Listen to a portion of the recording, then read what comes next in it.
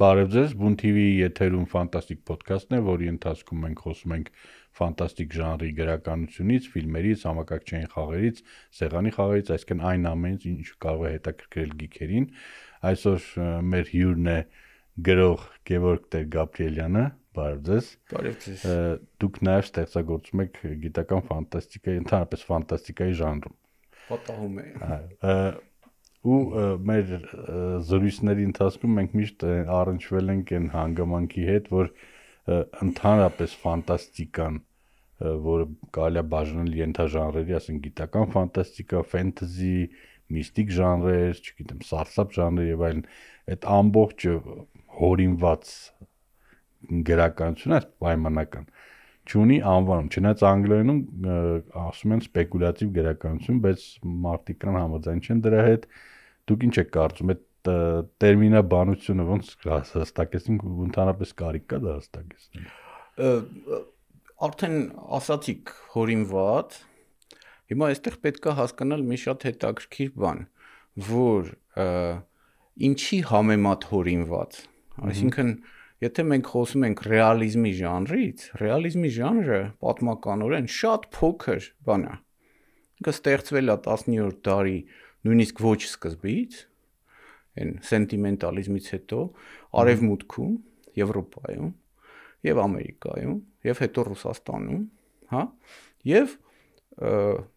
փաստորեն 20-րդ դարի սկզբից սկսեց քանդվել, ինքը մնաց որպես այդպիսի հոսք, բայց եթե նայում ես աշխարհի մնացած բոլոր գրական ստեղծագործական ժանրերին, արձակի ժանրերին, հա,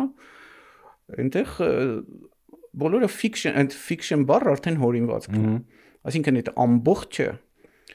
ինչ որ իմաստով ֆանտաստիկ է։ Նույնիսկ ռեալիզմն է ֆանտաստիկ, որովհետև կա հավաստիության հարցը։ Հա։ Եվ նույնիսկ լեզուն է ֆանտաստիկ, որովհետև մենք ասում ենք սեղան, որը 5 տառը կամ 5 հնչյուն է, ու աչքներիս առաջ առաջանում է սեղանը։ Այսինքն այդ արդեն այդ ամբողջ համակարգը, որով մենք հաղորդակցվում ենք, ինքը իրական չի, շոշափելի չի, ռեալիստական չի։ Ու ասենք ռեալիզմը նույնիսկ ավելի է խաբում, քան ոչ ռեալիզմը, ասենք ռոմանտիզմը, որտեվ ռեալիզմը ասում է համ ինքը ասում է ես անիրական եմ, որտեվ ինքը անիրական է, համ ասում է բայց ես պիտի քեզ համոզեմ, որ իրական է։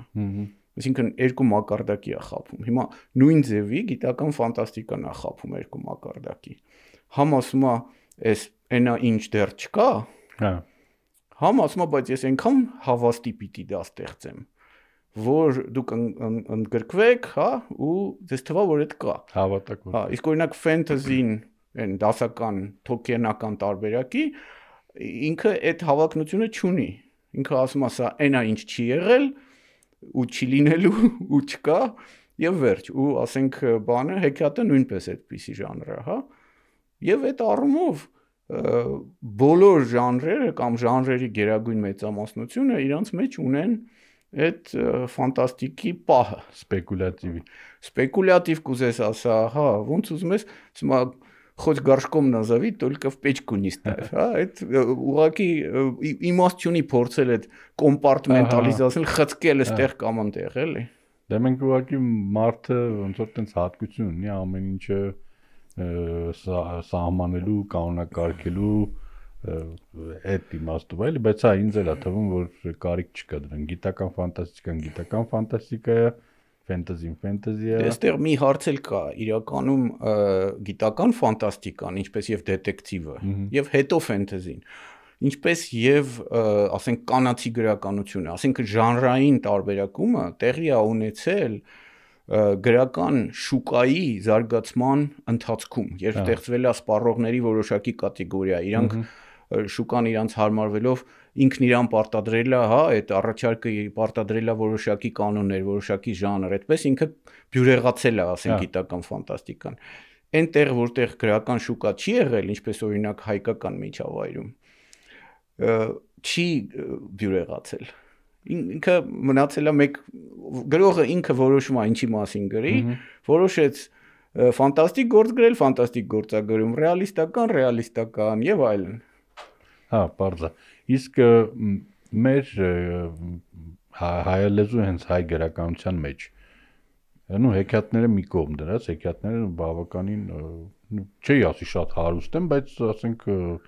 կան հեքիաթներ ծպագրված, ասենք Հովհաննես Թումանյանի վերամշակած հեքիաթները, Ղազարոս Աղայանի, իսկ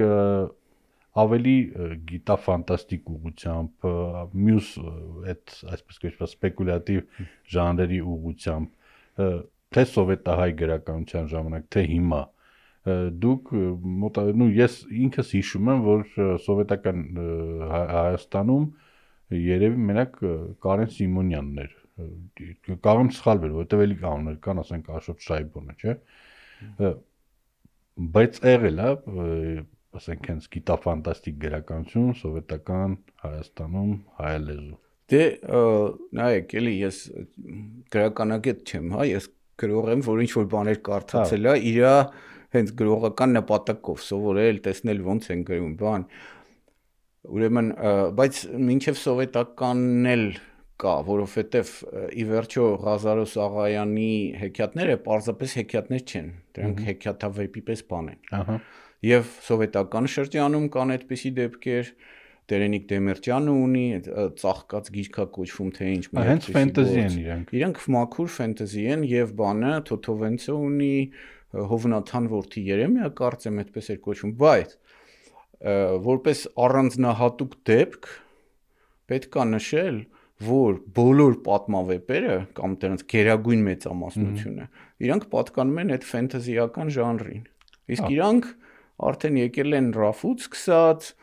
Տերենիկ Դեմիրճյանով, հա, Վարդանանքով եւ այդ Նարդոս բանով, չէ, ասում եմ Նարդոսը, այն մյուսը ով էր, Մխիթար Սպարապետը, Սերո Խանզադյանի եւ այլն, այդ հսկայական քանակություն, որ մինչեւ հիմա արտադրվում են։ Մանավանդ եթե հին գրականության, հին ժամանակների մասին է խոսքը, հենց Սամվելը, հենց Մխիթար Սպարապետը, Վարդանանքը, դրանք իրոք շատ ֆենտեզիոտ գործեր են։ Եթե ասենք բանը, չէ, Մխիթար Սպարապետը սխալ ասի, որովհետև դա հենց բանն է, Դավիթ Բեկի sequel-ը փաստորեն ու մի դար համարյա հեռավորությամբ են, հա, գրվել, քանի որ մոտիկա 1700-ական թվականներն են, այնտեղ ավելի շատ կա ռեալիզմ, բայց ասենք հենց նույն Ռաֆու Սամվելը, որ վերցնես ու Դավիթ Բեկը ավելի հավաստի գործ է, այստեղ հավաստիության գործոնը կա, էլի։ Սամվելը շատ ֆանտաստիկ գործ է։ Այսինքն մենք ունենք մի հայ մշակույթը, հա, ունի մի հսկայական այդպիսի հոսք, որը որակը մի կողմ թողած, բայց հիմնականում ֆենտեզիոտ է։ Ինչ վերաբերում է ավելի կոնկրետ այդ ժանրին պատկանելու, ես մի գործ գիտեմ 19-րդ դարից, էլի Ռաֆու առաջի գործը Սալբին, որտեղ խլվլիկի կերպարը կա, որը փաստորեն հիմնադրել է ու համարյա զուգահեռ ասենք Գոգոլի հետ, էլի, այսինքն Գոգոլը դեռ ռեալիստ չէր ամենտեղ, հա, իսկ Պուշկինը իրան զուգահեռ արդեն ռեալիստական պատմվածքներ էր գրում, չնայած դա էլ է հարաբերական, այդ Տրոյկա Սեմյորկա տուզը արդեն ռեալիզմ չէր, էլի։ Բայց դրանից հետո, տենց ասենք Աղայանի այդ Անահիտից բանից դուրս համարյա չկա այդպիսի գործ, որ հստակորեն ֆենտեզիոտ այդ գիծը ունենա, այդ մոգական ինչ-որ արարածի հետ, բայց նաև ռեալիստական միջավայրում դա տեղի ունենա, դու սովետական շրջանում, դե արդեն Կավկա կար, չգիտեմ ով էր կարդացել, թե ոչ 20-ական, 30-ական թվականներին, բայց ասենք վերցնենք բանը, այդ հիմա շատ ենք խոսում այդ գործի մասին, նույնիսկ հաղորդաշար է եղել հենց բունով, Երևան վեպը, ինքը երազ է, ինքը ռեալիստական վեպը, որը վերջանում է երազով, այսինքն որ իբր թե Թերոսը երազ էր տեսնում այդ ամբողջը, ու հետո մի հատ էլ երազով, այսինքն որ ինքը երազ էր տեսնում երազի մեջ, այսինքն իր մեջ արդեն այդ ֆանտաստիկի բանը, հա, սկզբունքը, ասենց սկզբունքորեն ներդրած է։ Եվ բանը Թոթովենցի, ինչպես ասացի, Հովնաթան որդի Երեմյան եւ այլ մի շարք գործեր 30-ականներին, ես հիմա կարողա բոլոր անունները չհիշեմ, ստեղծվեցին։ Ինչ վերաբերում է Աշոտ Շայբոնին եւ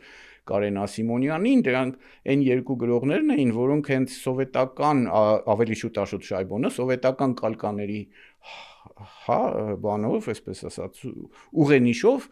սկսեցին ստեղծել ֆանտաստիկ գործեր։ Կարեն Ասիմոնյանը գիտական ֆանտաստիկա։ Հիմա այստեղ պետք է հասկանալ, որ սովետում ռուսալեզու ասպարեզում այդտեղ շուկա ստեղծվեց, բայց հայալեզու ասպարեզում այդպես էլ չէր ստեղծվեց։ Դրա համար ասենք հենց Կարեն Ասիմոնյանի ամենագլխավոր գործը, որը հենց այս վերջերս վերահրապարակված ռուսերեն հետս բերել է մի շարք ուրիշ գործերի հետ, Ներսես Մաժան դեղագործը,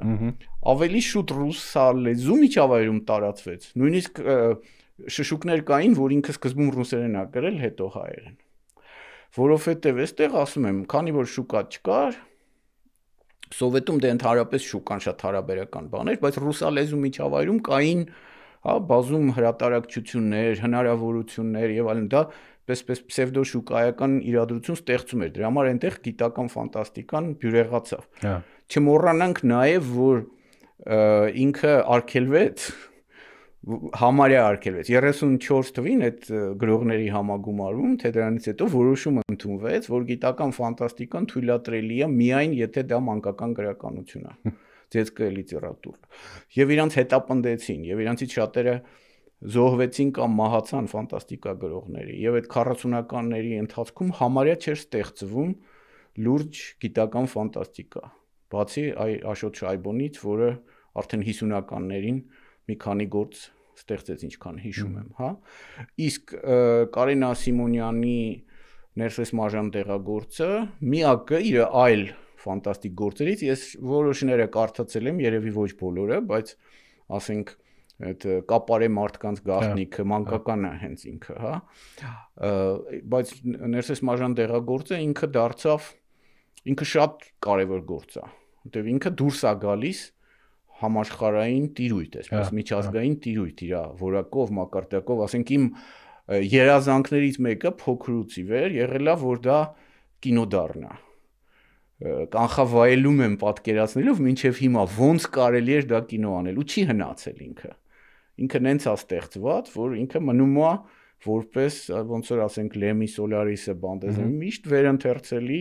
գործ է մնում, բայց դա միակն է, որպես գիտական ֆանտաստիկայի դասական օրինակ։ Կա եւ ասենք Պերճ Զեյթունցյանի Կլոդ Ռոբերտի Զերլի վեպը, որը էլի ֆանտաստիկ տարեր ունի իր մեջ, չնայած այդ բանի մասին, ահա, այդ օթաչուի, որը ռումբ էր գցել Հիրոսիմայի վրա, որ 200,000 մարդ մահացել էր, ու իր տվայտանքներն են այդ օթաչուի, բայց այնտեղ կա, որ իրան աքսորում ուղարկում են ուրիշ մոլորակ բան են, լավ ֆանտաստիկոտ գործ է, եւ մի քանի պատմվածք էլ ունի, բայց ինքը դա փորձեց, տեսա, որ հայկական միջավայրում ես հիմա մեկնաբանում եմ, էլի, չգիտեմ ինքը ինչ էր իրականում կարծում, բայց անմիջապես դրանից հետո ինքը սկսեց գրել պատմական գործեր, պատմավեպեր, ցեղասպանության մասին եւ այլն, եւ իհարկե իր լավագույն գործը, որ ինքն էլ էր համաձայն, որ իր լավագույն գործն է, դա Արշակ II պատմավեպը եղավ, որը էլի այդ ֆենտեզիոտ ժամանակներին է պատկանում, բայց իր մեջ կա հենց այն ինչ ֆանտաստիկ ժանրի համար բնորոշ է, գիտական նաև ֆանտաստիկայի համար բնորոշ է, ֆենտեզիի միջոցներով, այսինքն տվյալ դեպքում հին պատմության անհայտ ինչ-որ դիպվածներ, մենակ մի քանի տող ունի, ասենք բանը, հա, Խորենացին Արշակ II-ին ինչ պատահեց, որ զնդանը տարան, խրտվիլակ սարքեցին իր դիմաց իր բանին, սպարապետին եւ այլն, այն որ ասում էր հողը, որ գորգը բանտեսնեն, ու այնտեղ մի տող կա Արշակավան քաղաքի մասին։ Իսկ Արշակավան քաղաքը արդեն վեպի մեջ այնա, որ Արշակ II-ը որոշեց իր համար իրան հա, աջակցող բազմություն ստեղծել։ Դրա համար ասես թող բոլոր բաները, քրեականները ազատ են արձակվում, եթե համաձայն են գար ապրել Արշակավանում։ Հետո այդ քրեականները լցվեցին Արշակավան ու իրան դավաճանեցին։ Ու դա բնականաբար ռեֆերենս է դեպի սովետական միությունը, որ դու քրեականով չես կարա ճաշել կոպիտ ասած, էլի, ու դա շատ ուժեղ գործ է դա դարձնում։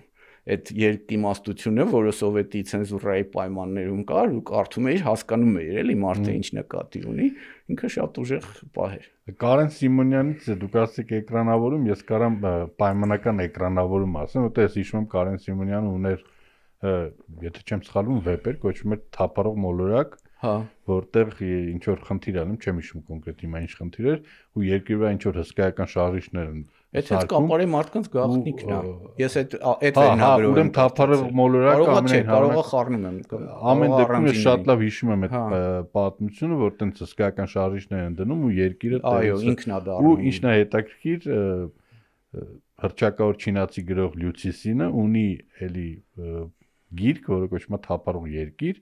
ու այդ թափառող երկիրը հենց էլի նույն ձև շարժիչներ են դնում երկիր մոլորակի վրա, որ հեռանան արեգակնային համակարգից, ու ինքը նաև ունի էկրանավորում երկու մասից բաղկացած չինական մեծ ֆիլմ է, այսինքն փաստացի Կարեն Սիմոնյանին ինչ որ Դե դա թափառող սյուժե է։ Հա, ոչ ուղղակիորեն, հա, երկրագունդը դառնա։ Գաղափարը, հա, բան, տիեզերանավ, ինքը թափառող սյուժե է։ Ինքը տիեզերանավ է, բայց ոչ ուղղորդվող։ Իսկ Ներսես Մաժանինը թափառող սյուժե չի։ Ինքը ավելի շուտ այն թեման է, որը թափառող թեմա է, ոչ թե սյուժե, ֆանտաստիկայի ու ոչ միայն ֆանտաստիկայի մեջ շատ ուժեղ արտահայտված են, որ մարդը ինքը չի ինքը, այսինքն որ ինքը շփվում է սոցիումի հետ, ինքը չի հարմարված, ինքը ուրիշն է, ու այնտեղ գիտես ինչ, օրինակ գործերը լավ են, երբ այնտեղ մի հատ ֆրազա մնում է այդ գործից, կամ վերնագիրն է իր տենց, հա, որ ասում ես բոլորը ամեն ինչ հասկանում են, կամ այդ Ներսես Մաժանում տենց ֆրազ կա, ասում է մարդիկ մահանում են, կամ շարքից դուրս գալիս, ու այդ արդեն լրիվ ամեն ինչ ասում է, հա, ու այդ գիծը կար, նայ, մի գործ էլ կա, որը պետք է հայ ֆանտաստիկային վերագրել, որովհետև Վիլյամ Սարոյանն է գրել, չնայած անգլերեն է գրել եւ ամերիկացիների մասին, դա Թոմաս Թրեյսիի վագրն է։ Դա երևի միակ, չգիտեմ, իմ հանդիպած միակ ֆենտեզին է, որը փայլուն վիպակներից մեկն է, հոյակապ գործ է, ու էլի նույն բանի մասին է, որ մարդը իր շրջապատին չի հարմարվում, ինքը մի հատ վագր ունի, որը իր մշտական ընկերն է, ու որին ոչ ոք չի տեսնում, ու եթե ինքը հիվանդ է հոգեպես, այդ վագրն էլ է հիվանդ, հետո պարզվում է, որ եթե ինքը իրական մարդ է, այդ վագրը իրական վագր է դառնում, մի խոսքով է, այդ առանձին բան է դա պատմելը, բայց ես կասեի, որ որպես գագաթնակետ էր, ֆանտաստիկ ժանրի, հայ գրականության, ասենք 20-րդ դարի երկրորդ կեսում, դա Ներսես Մաժանը եւ բանը, այդ Թոմաս Թրեյսիի վագրը։ Լավ, իսկ հիմա խոսենք ժամանակակիցի մասին։ Մենք ինչն է ձեր կարծիքով ինչն է պատճառը, որ մեր գրականության մեջ հենց կոնկրետ գիտական ֆանտաստիկայի մասին գիտական ֆանտաստիկան ու կարելի ասել չկա կամ քիչ է արտահայտված։ Մի հատ էլ կարևոր գործ հիշեցի գագաթնակետերից խոսելիս 60-ական 70-ականների, դա Վահագն Գրիգորյանի Տեղատվություն վեպն է, որ էլի նույն բանի մասին է։ Մարդը մեկ էլ հանկարծ անտեսանելի է դառնում բոլորի համար։ Ու հետո թափառում է, տենց անտեսանելի, չի իմանում ոնց իրան գտնի, վերջը գնում է իր գյուղը իր մոտ, որի մոտ վաղուց չէր եղել, ու միակը, որ իրան տեսնում է, իր մայրն է։ Էլի այդ անհամապատասխանությունը։ Ինչ վերաբերում է հետագա process-ներին, ես ժամանակակիցը դժվարանում եմ ասել, որովհետև 21-րդ դարի գրականության հայերեն գրվող գրականության խոշոր մասը ավաղ չեմ կարդացել, բայց մինչև այդ նույնիսկ 70-ականներին հենց ոչ թե գիտական այդքան ֆանտաստիկայի, ինչքան ֆենթեզին, ինքը բավական սկսեց տարածվել, այդ պայմանական գրականություն անվանենք։ Եվ այդտեղ կար մի բույլ այն ժամանակ երիտասարդ գրողների, Ռուսլան Սաղաբալյանը, Լիզա Ճաղարյանը, Ստեփան Զաքարյանը, Ռաֆայել Նահապետյանը, Դավիթ Մուրադյանը եւ այլ, որոնք ուղղակի կարող ապատայի ինչ որ գործում բան անեին, հա, այդ պայմանականությունը հասցնեին, ասենք Լիզա Ճաղարյանը պատմվածք ուներ, որ խոսում է հեռախոսի տուտուի հետ։ Ռուսլան Սաղաբալյանը իրանցից ամենասկզբունքորեն գիտական ֆանտաստիկ գործերի հեղինակն է, բայց նա էլ հետո գնաց ռուսալեզու աշխարհ եւ հիմնականում ռուսալեզու գործեր է արտադրել, հա։ Ու էլի դժվար է ասել դա գիտական ֆանտաստիկա է թե ոչ, որովհետև հենց այս օրինակ հենց այս ժողովածուում մի պատմվածք ունի ինքը, որը այսպես է, որ մարդը երազի վերջն է հիշում, սկիզբը չի հիշում։ Ու գնում է հոգեթերապևտի մոտ, ասում է ոնց անեմ, հասկանամ այդ երազը ինչի մասին էր։ Հոգեթերապևտը ասում է դե այդ պահը, որից հիշում ես, հիմա հետ խաղացրու, քայլ առ քայլ հիշելով գնա դեպի առաջ։ Ու ինքը սկսում է այդ փորձել անել, ուտեղ ինչ-որ ֆանտաստիկ վիճակներ են ստեղծվում, որը դու հասկանում ես, որ ինքը երազ է տեսնում։ Բայց ինչ է լինում, ինքը մեկ էլ գնում է համալսարան որպես ուսանող, հետո դպրոց որպես աշակերտ, հետո իրան լողացնում է տաշտակի մեջ մի հատ կնիկ, հետո էլ մի հատ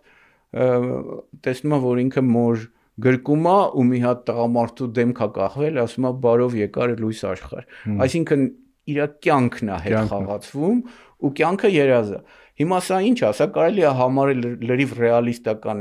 պատմություն ինչ որ մեկի, կարելի է համարել փիլիսոփայական այդ բան, հա, պայմանական Բորխեսատիպ ինչ որ բան, հա, լեգենդ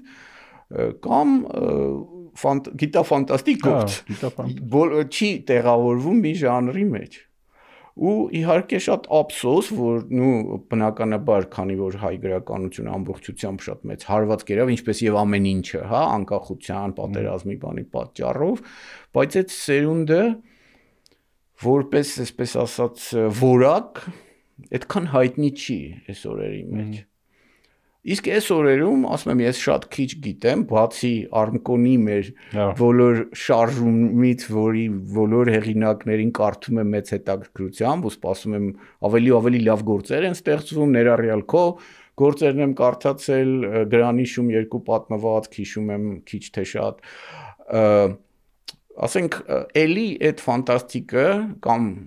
նույնիսկ ճակերտավոր գիտաֆանտաստիկը մեկ էլ հանկարծ հայտնվում է, ասենք Լուսինե Խառատյանի Սիրիավեպում վերջում մի հատ սենց պարզվում է իր ընկերուներից մեկը բան էր, այլմոլորակային էր, չգիտեմ ինչքանով է դա վեպի հետ մերված, հավելյալ շունչ տալիս է, բայց ինչքանով է մերված անհայտ է, որտեվ ամբողջ վեպի ընթացքում ոչ մի նշույլ չկա դրա, կամ իր ուրիշ գործը կա Սուսաննա Հարությունյանի կոչվում է Սուրբ Ստրուկներ վիպակը, որը բանա ֆենտեզի ու չեմ ասի գիտական ֆանտաստիկա է, բայց նրա մասին է, որ մի հատ մարդ է մահացել, որին ոչ մի կերպ չեն ուզում թաղել։ Ու փորձում են ու չի ստացվում։ Ու այդ մարդուն դագախով, մանենացում, Հայաստանով մեկ փորձում են Պարսկաստան ստանել, բան տեստեն, վերջում ինքը դառնում է պրեզիդենտ։ Այդ բանը, մահացած մարդը, աճյունը, հա, դիակը։ Եվ այդպես, այսինքն կան այդպիսի դեպքեր, էլի, բայց իրանց վրա չի ֆիքսվում, որտեվ ասում եմ, գրողը Հայաստանում, որտեղ շուկա չկա, ինքը մտածում է, այսենց բան գրեմ, գրում է, ինքը ժանրի մեջ, եթե Արմկոնը չշարունակի, ինչ է ինքը անում է, հա, այդ սկզբունքը տանել, որ եկեք ժանրը հստակեցնենք, ինքը շուկա չի, բայց այսենց բան է, էլի, ոչ շահութաբեր շուկա է, ինչ որ իմաստով։ Ինքը երբեք չի կայանա առանձին, որտեվ ամեն գրող ինքն է որոշում, կան էլի գրողներ, ես հիմա չեմ հիշում էլի այդքան լավ, որոնք այդ պայմանական կամ գիտաֆանտաստիկ ժանրի մեջ ստեղծում են։ Լավ, եկեք մեր վերջին մոտենանք եզրափակմանը, մեր հետաքրքիր քննարկման, հենց այն հարցի շուրջ, թե ինչ անել, որպեսզի այդ շուկան ձևավորվի։ Հենց կոնկրետ Արմկոնի գործողությունները մրցույթների տեսքով, նոր հեղինակներ գտնելու միջոցով, թե ինչ որ ձև աշխատանք տանել հենց ընթերցողի հետ, որը ընթերցողին ավելի շատ հետաքրքրի, որովհետև իմ շրջապատում գիտական ֆանտաստիկա հետաքրքրվողներ շատ են։ Ես զարմանում եմ, որ ասենք ընդհանուր ոնց որ շուկա չկա կամ պահանջարկ չկա։ Դե որովհետև ընդհանուր հայ ժամանակակից արձակի, ել չասած պոեզիայի գնման շուկա չկա։ Ու ես վախենամ, որ մոտ ժամանակներում չի լինի ու կարող է ընդհանրապես աշխարհում այլևս չլինի, որտեվ հայտնի է նաև, որ Ամերիկայում 5000 գրված վեպից մեկն է մենակ, որ շուկայում արդարանում է, 5000-ից մեկը, ես այդ չեմ հնարում այդ տվյալները, վիդեոից գիտեմ մի ամերիկյան մի գրականագետի, հա։ Այսինքն գրականությունը որպես այդպիսին շատ հազվադեպ է ու հատուկենտ դեմքեր են, որտեվ շատերն են այսօր գրում ու ամենատարբեր ժանրերով։ Մոռացա նշել Հայքովյանի ոչ թե հայտնի ֆենտեզին, այլ Երևան նուաղ շարքը, որը այդ սատիրիկ ֆանտազիայի դեպք է ու իմիջիալոց վերցնելով եւ խորհրդային ժամանակների ֆանտաստիկան եւ համաշխարհային ամերիկյան, հա, ասենք Ռոբերտ Շեկլի եւ նույն Ստանիսլավ Լեմի Իոնցիխի շարքը սատիրիկ ֆանտաստիկան շատ կարևոր տեղ է գրավում ընդհանրապես ֆանտաստիկ ժանրի տարբեր բաներում, դրսևորումներում։ Դուգլաս Ադամսը։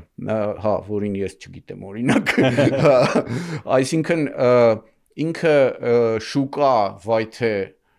կարողա չդառնա, բայց տարբեր տեսակի հովանավորչությունները շատ կարևոր են ու ինչ վերաբերում է, ասենք, դասընթացներին, ես կասեի, ընդհանրապես պետքա լավ պատմվածք գրելու դասընթացներ լինեն, ոչ թե գիտաֆանտաստիկ, որտեղ գիտաֆանտաստիկ ժանրի լավագույն պատմվածքները համաշխարհային, հա, այդ այսպես ասած բանի, արեոպագի հենց գիտաֆանտաստիկ ժանրից են։ Եվ Լեմի պատմվածք կարելի է ուսումնասիրել, եւ Ստրուգացկիների, Վիպակ գոնե եւ այլն, տեսնել ոնց են կառուցվել,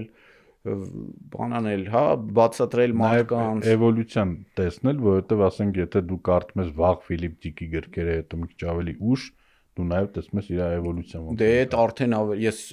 հենց բունով Ստրուգացկիների մասին մի հատ հաղորդաշար եմ, չի արել ժամանակին, երբ ամբողջ այդ էվոլյուցիան էլ ցույց եմ տվել, այդ շատ կարեւոր է,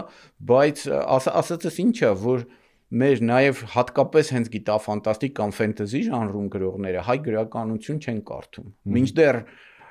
ատամները ցեղմած ուզում ես սովորել։ Ու այդ խոսքերը կան, չէ, որ իբր թե տերմիններ չկան, չեն հերիքում, բանտեզդեն այդ, սա գալիս է չիմանալուց, չհասկանալուց։ Պիտի ոնց որ եթե դու, ասենք, չգիտեմ, մաթեմատիկա ես սովորում, դու պետք է սովորես որոշակի բանաձևեր, բան անես, հա, հիշողությանդ մեջ պահես։ Նույն ձևի սա է։ Կարող է դուրս չի գալի հայ գրականությունը, կարող է այդքան ինքը ֆլեշի չի եւ այլն։ Դու ուզում ես լեզվի մեջ մտնել, պիտի կարդաս հայ գրականություն, որի շնորհիվ կկարողանաս ավելի ճիշտ կառուցել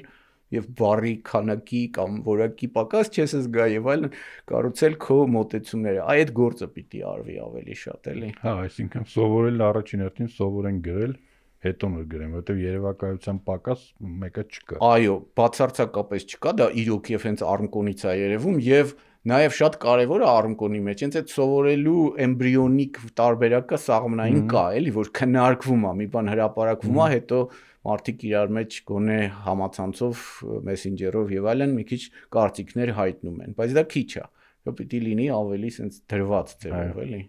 Շատ շնորհակալ եմ հետաքրքիր զրույցի համար, ցավոք ժամանակը մեր քիչ է, թե չեք կարող ենք մի քանի ժամ այս թեմայով խոսել, ինձ թվում է մենք էլի կհանդիպենք մեր ֆանտաստիկ ոդքասթի շրջանակներում։ Ես էլ եմ շնորհակալ Արման ջան։ Հաջողություն ոդքասթին։ Շնորհակալություն։ Կհանդիպենք հաջորդ թողարկմանը։